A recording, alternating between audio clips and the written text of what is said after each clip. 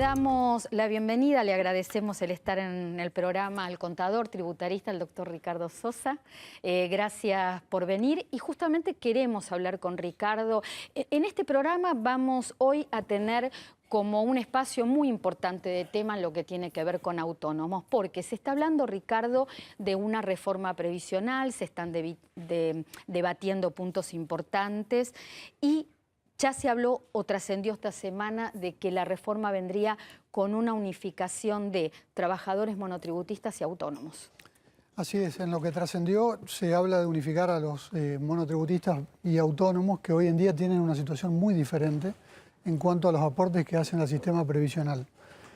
Para tomar los extremos, que puede ser ilustrativo, hoy un monotributista en la categoría mínima aporta 300 pesos por mes al sistema previsional y un autónomo que está en la categoría máxima aporta 1.600 pesos al sistema previsional. Cuando llegan a la edad jubilatoria, ambos cobran el haber mínimo jubilatorio. Entonces, es inequitativo el sistema y está basado en parámetros que no son reales. Según lo que ha trascendido en los medios, para ambos casos se quiere llevar al cálculo de las contribuciones y aportes al sistema previsional a una base real. Es decir, van a tomar la renta real tanto de monotributistas como de autónomos.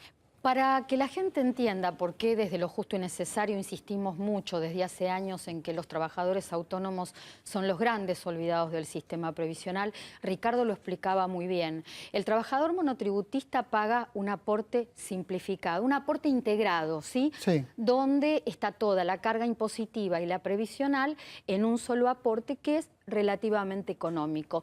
Tiene una obra social. En el caso de los autónomos, el autónomo tiene todo el peso de un aporte previsional que va de entre los 1.100 pesos a los 5.000, la categoría más alta. Va a 5.200 la categoría más alta, sí, es así. Sin obra social, sin ART, sin la posibilidad de pedir seguro por desempleo y cuando llega el momento de la jubilación, pague la categoría más baja o pague la categoría más alta, se termina jubilando con un haber mínimo o casi mínimo. Y además de toda esa aporte previsional, tiene una carga impositiva que en la mayoría de los casos no puede soportar.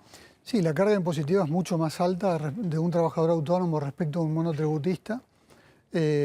Con la última reforma de ganancias quedó pendiente un tema para autónomos, que es la deducción especial que tiene el trabajador en relación de dependencia, que también genera una inequidad respecto de los trabajadores independientes como los autónomos, porque un trabajador en relación de dependencia deduce 250.000 pesos en este año de deducción especial, en cambio un autónomo deduce 50.000 pesos.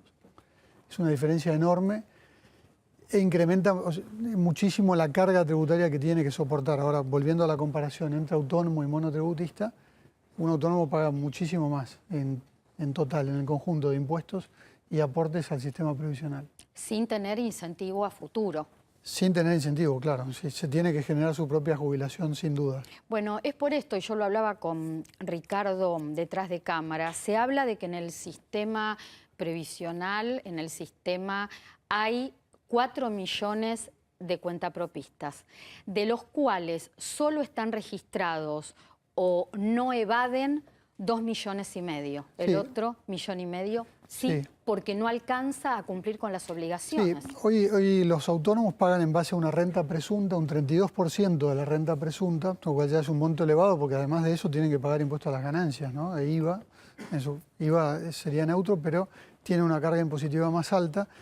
El objetivo de que tributen o aporten al sistema previsional sobre una base real justamente es que puedan acceder, que puedan regularizarse y estar en la economía formal, porque las categorías ya arrancan con tramos bastante altos de renta, con lo cual a muchos se les hace inaccesible. Entonces, se amotinan, por utilizar una palabra que no sé si es la correcta, pero ¿qué pasa? Los trabajadores independientes se terminan amotinando en lo que es la figura del monotributo y no quieren pasar al régimen general de autónomos justamente porque saben que no van a poder soportar la carga previsional y la carga impositiva con las obligaciones de ganancias y de ingresos brutos. Exactamente. Hoy básicamente están inscritos en el régimen de autónomos las personas que no tienen la chance de estar en monotributo.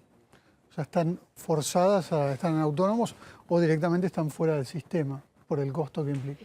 Hablamos entonces de que esta reforma traería la unificación y decimos renta presunta, ingreso real. Se comenzaría a crear un sistema de escalas contributivas, categorías en una escala contributiva. Sí, se habla de 5 escalas, no hay detalle de cómo serían de los tramos de cada escala, ni de las alícuotas de contribución, que en principio serían progresivas, o sea, con un esquema similar al de ganancias, para que también tenga un componente. Se habla de que de la contribución va a haber un componente solidario, digamos, es decir, que tributen como en ganancias, ¿no? Que se busca un efecto redistributivo, que paguen más quienes más renta tienen, de modo que una porción de ese aporte tenga una finalidad redistributiva. Y además el cálculo del haber jubilación futuro iría relacionado a lo que uno contribuye mes a mes a la seguridad social. Esa es una aspiración. La verdad que en las propuestas de reforma que hay del sistema previsional se habla en primer lugar de que se separen las fuentes, es decir, que la parte de quienes reciben beneficios contributivos, que esos beneficios estén financiados por aportes y contribuciones, que dada la relación que hay hoy entre aportantes y beneficiarios, podría en principio ser financiada de esa manera, y que haya una otra porción, que es la parte solidaria pura, por ejemplo, la prestación para los adultos mayores, que sea financiada con recursos tributarios. Hoy en día hay una confusión de recursos y de fuentes, que se apuntaría a eso, ¿no? A que haya una... Y se entiende como ingreso real una vez que se descuentan todos los gastos propios de la actividad autónoma. Claro. Se trataría de tomar... La parte de ingresos es relativamente sencilla de determinar, porque hoy prácticamente está todo el mundo o se tiende a que estén todos con facturación electrónica. Luego habrá que descontar, sí, los gastos propios de la actividad para ver la renta real. Ricardo Sosa, gracias por haber estado en esta mañana. Gracias por invitarme. Gracias.